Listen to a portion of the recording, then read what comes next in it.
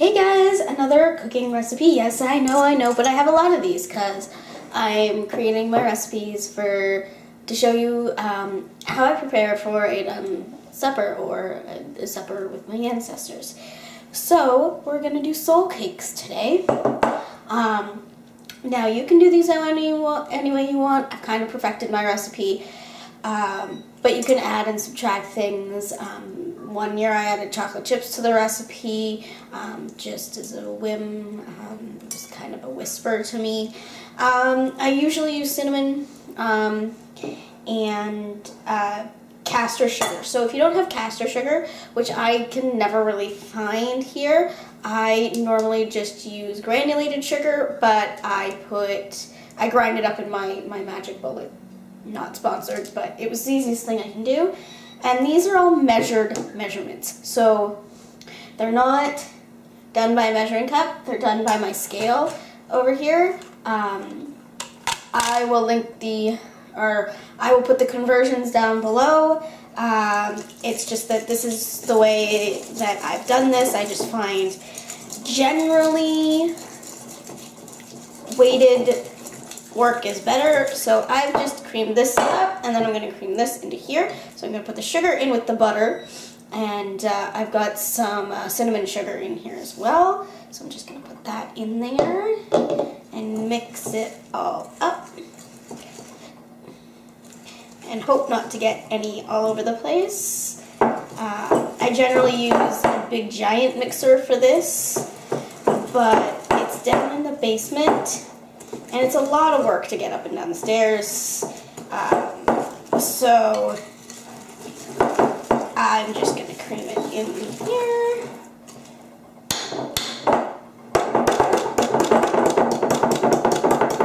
So there we go. And then it calls from the dry ingredients. And this all depends, I tell you values and stuff, but this all depends on how much you're making. I'm making 12 to 15 cakes.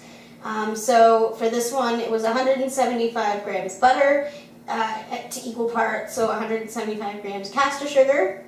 And it says 2 teaspoons mixed spice, but like I said, I have kind of rearranged it, and I put in cinnamon sugar, so I do equal parts cinnamon, equal parts sugar, and then like a quarter of a teaspoon of nutmeg sometimes. Today I didn't do it.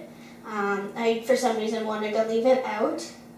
And then 450 grams of plain flour and 3 egg yolks, and you can just easily put them. So I'm going to put these aside because I'm actually going to make white cake later, and I require those egg whites, so I'm actually going to use them. But for now, I'm going to take a spoon, and I'm going to spoon out 450 grams into this separate bowl.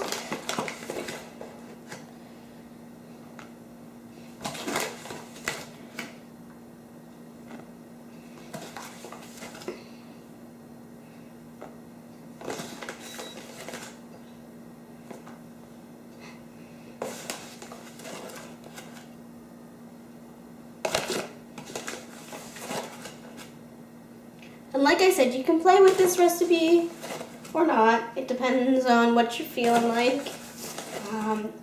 If you add or subtract dry ingredients, add or subtract flour as well, accordingly.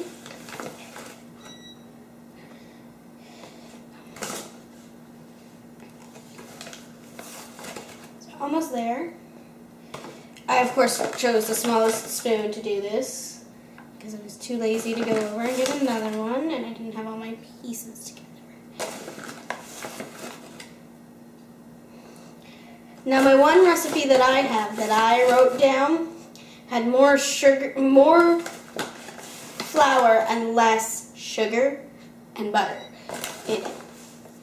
Okay. That's a little over.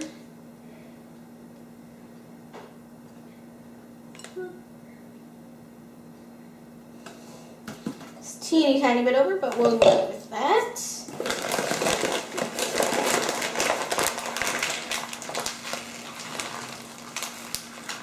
So I've laid this out. And now with the fluffy butter and sugar, I'm going to put the 3 egg yolks. So just pop those into there.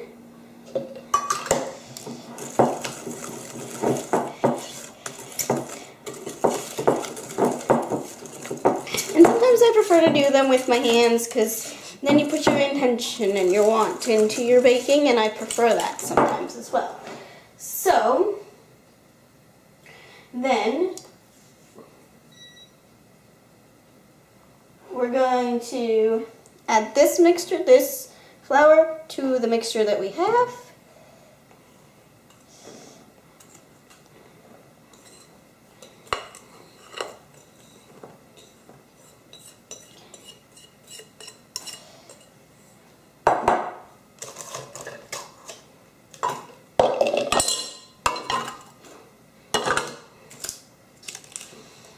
And mix it all together.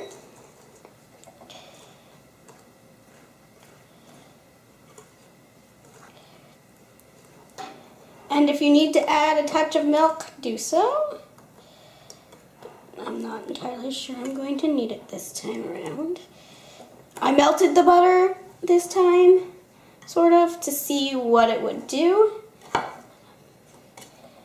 I'm always experimenting with even my older recipes just to see if I can get a better outcome.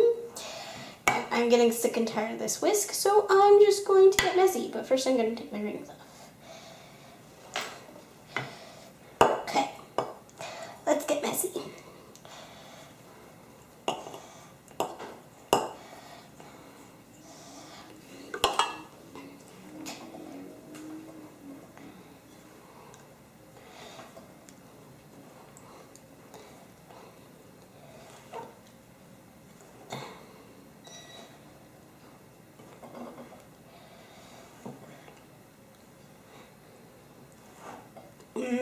Checking the consistency now, I may put a teeny tiny bit of milk in it.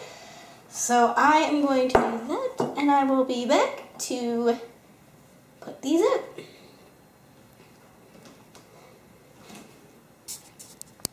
Okay, so I've grabbed the milk and I've grabbed a spoon, and I'm just going to kind of eyeball it until it's a consistency that I think will go well.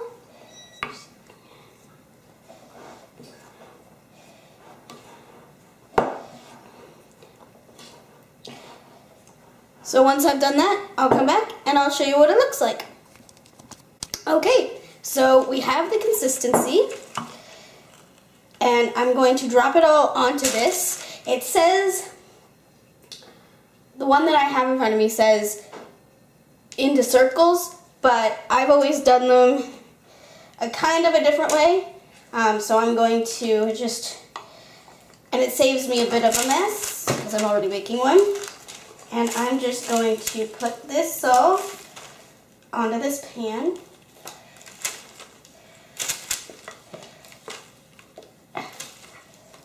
And save myself a bit of a hectic cleanup later. And make sure all my sides are lined up. I'm going to take another piece of parchment paper, and I'm just going to squish it out a teeny bit. And then I'm going to smooth it out with my wooden spoon so that it reaches all corners.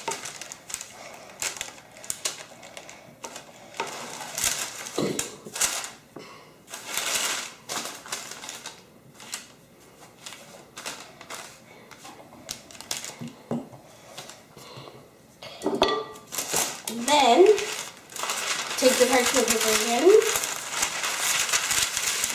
If you're finding difficulty with the spoon, take a rolling pin, and this way you don't have to make a big mess with flour or anything like that. Take the parchment paper over top and just kind of roll. Makes a lot of noise, but it gets the job done just as fast as you need it to go.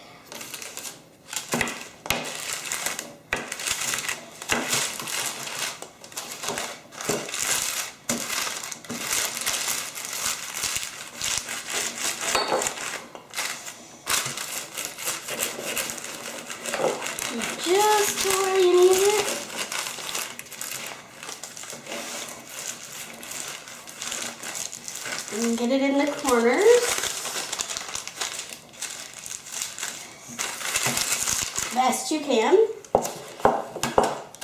And that saves you a cleanup of rolling pin so that you don't have flour everywhere. So I'm gonna throw it in the oven at 375 and we'll go from there.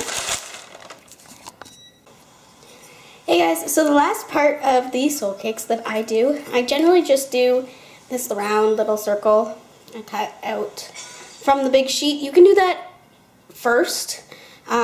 You could always roll it out like I did on the one piece, cut them out, and then put them on a separate piece to save you the headache of cleanup. Or you can pop them out after. Like I said, I usually do these just, this is an iconic shape for me. And then sometimes I do little fun shapes for the little ones. So, for the kids and things, stuff like that. So I just do a little bit of both so that we have both on hand. So I'm going to do bats this year and just the round iconic ones. Anyway, that's it I have for the soul cakes, plus a bee and keep crafting witches.